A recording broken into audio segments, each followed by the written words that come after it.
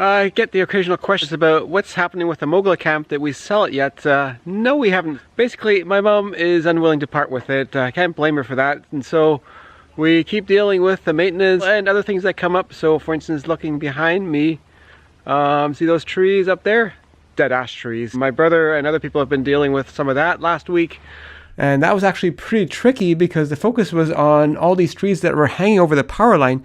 So they all had to be winched backwards in the process of cutting them. And then when it did fall, most of them got hung up, so they actually had to be cut into pieces just to bring them down to the ground. One of the things I did this week is replace the hot water heater in this one, and that was pretty tricky because that hot water heater actually used to be wedged in underneath the counter here.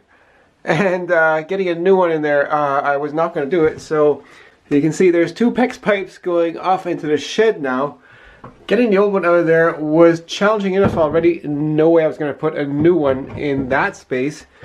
Just to get it out at all, I had to move it forward, take part of the cabinet apart, take the top of the cabinet off so I could rotate it.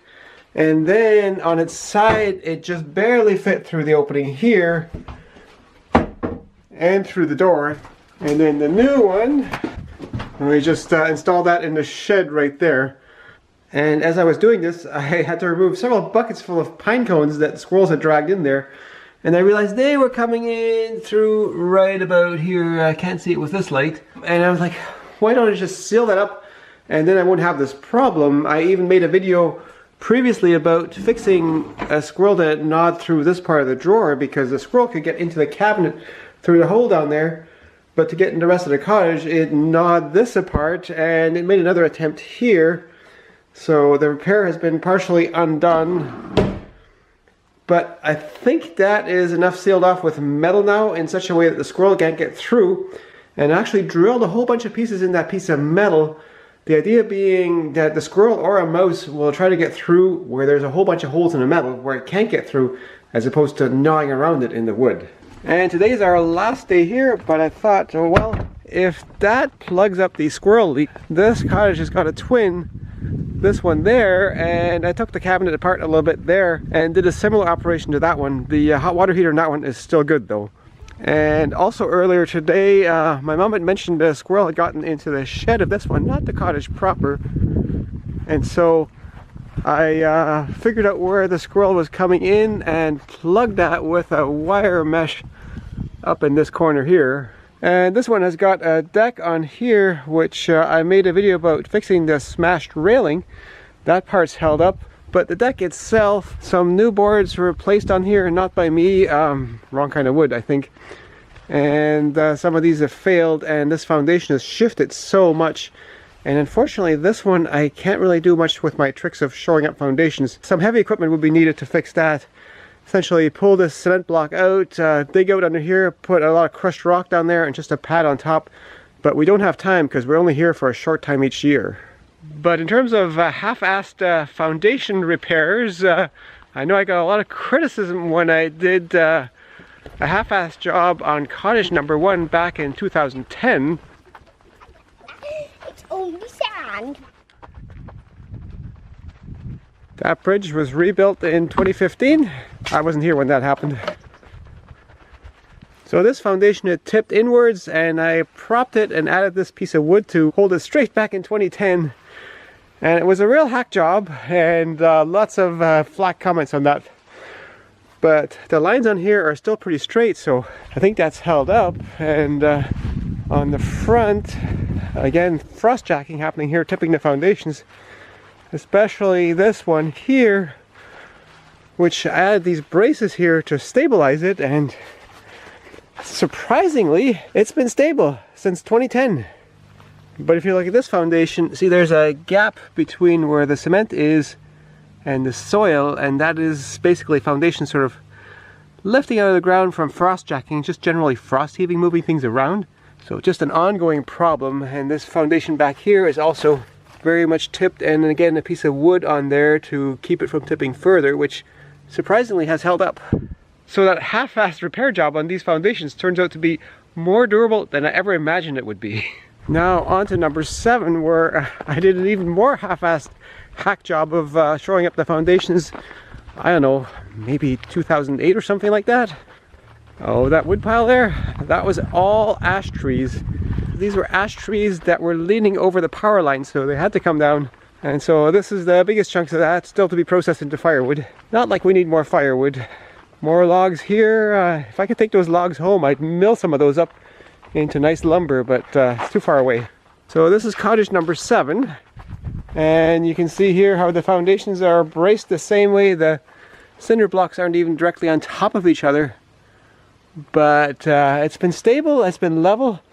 This cottage was so crooked, we kind of thought about giving up on this cottage. But I managed to get it level again just by bracing the foundations and shimming and whatnot. See here, which, you know, I didn't think that would last super long, but it's been, I don't know how many years.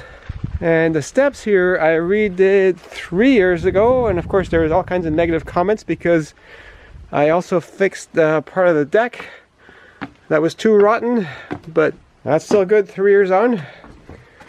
And this deck, that would have been built in 1989.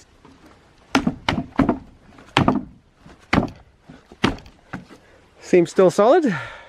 And in this one, Rachel and I did another half-assed repair job just yesterday. When you take a shower, people have often not been careful about closing the shower door. And water leaks out, and there was a hole in the vinyl floor right about here. And so that gets everything underneath kind of damp. You can see damage from that. So we just took an old piece of vinyl flooring. I sanded the bottom of it and the floor where it went on there and just glued it on there with caulking, which looks real nice right now. Don't know if that will last. The theme of this just make it less worse, because a proper fix would take way more time than we have. And then I realized the shower door doesn't close very well, and looking at it, it kept jamming up here because the frame was coming apart here. And so I just stitched it together with some stainless steel wire, because it needs to be something that doesn't rust. And now it's got a little bit of margin up here. And then it was still getting caught in the middle, which it isn't right now. And I realized this part had come out a little bit. So screwing a little piece on here to just pull that in a bit. And now that door closes nicely, which means people will actually shower with the door fully closed, I hope. And these cabinets I also fixed before. I may have made a video about that. Basically a squirrel gnawed through right here because the squirrel was able to get inside from where the plumbing comes in, and then it was in the cabinet and wanted to get in the rest of the cot and gnawed that open. But what I've done since then is I've gotten in there, kind of hard to see, and sealed that up so that it's squirrel and mouse proof there, so no more squirrels trying to gnaw out of the cabinet. My dad was just real sloppy about how the pipes came in when he built these cottages. And look here, pine cone, pine cone, pine cone. Squirrels are always looking for a good place to stash these in the winter. And that's a real problem if they can get into a cottage somewhere. And this one here, I leveled and braced the foundations back in 2012. This one was completely screwed up, so I replaced that just with gravel, pure pads, and then this beam right there. And that seems to have held up all this time as well. Again, not a proper job, but surprisingly long lasting. And this is the site of another god-awful repair job that we did just yesterday. So I wanted to replace just a few rotten planks, but of course renovation scope creep, and didn't have the right boards, so I went to the Mennonites, and they actually milled some lumber just that size. This is straight off the sawmill. Rachel sanded it a little bit so it doesn't feel like it's giving me slivers. And of course I tore off more boards than I was going to, because once you tear out one, it's like, well, this other one's kind of bad too. Not that these ones are great, but they're still solid. And then underneath, the supports for this porch deck thing was just all crooked, so I brought that up with some cinder blocks underneath. And the railing supports, some of these are completely rotted off, like this one right there. And so I added some more things just to hold that railing, just 2 of them, just to hold it in place. And yeah, that's good for now. I had previously repaired on here, this board here, I had replaced in 2012. So that one I didn't replace because that's still pretty sound. So that's what 12 years does to a piece of cedar. which is nothing. This was put there in, I think, 1987, so it's 37 years old, this deck. This part being under the roof doesn't get any rain, so that's still totally sound. This part out here gets wet, and somehow this part here is worse than other parts. So many repair jobs, and Rachel sometimes says, we should have our own cottage in New Brunswick. And I'm like, no, no, no, no, no, I don't want another cottage where I need to fix all kinds of stuff. So the camp kind of limps on, almost on life support, because there's lots of deferred maintenance, but so far we've kept all the 7 cottages by the lake serviceable. There's a guest house that was built back in 1990 where the water heater went, and we decided not to try to replace that because the way my dad built these things, he didn't know the water heater needed replacement from time to time. So we would have had to tear open the wall to replace that one. Basically the element on it went, and we couldn't get a new one in there without leaking, so it's just like, okay, we'll just not put water in there because we haven't been using that anymore anyways, because with the camp not fully rented out, we got enough cottages along the lake that we don't need that one anymore. It was useful back when this was a business and all these cottages were rented out every week throughout the summer, so if we had guests coming from Germany or something like that, we needed somewhere to put them. And then even my mom sometimes rented out the guest house. So I would love to see this camp running as a business again at some point, because the only way to justify some of the larger renovations that really should be done is if the camp is actually making money. But in my family, from my parents, there's only 4 of us, and none of us is willing to take it on, but maybe in the next generation, who knows. But so far it is, it's a place where the family meets, so it's very useful as a family get-together every year.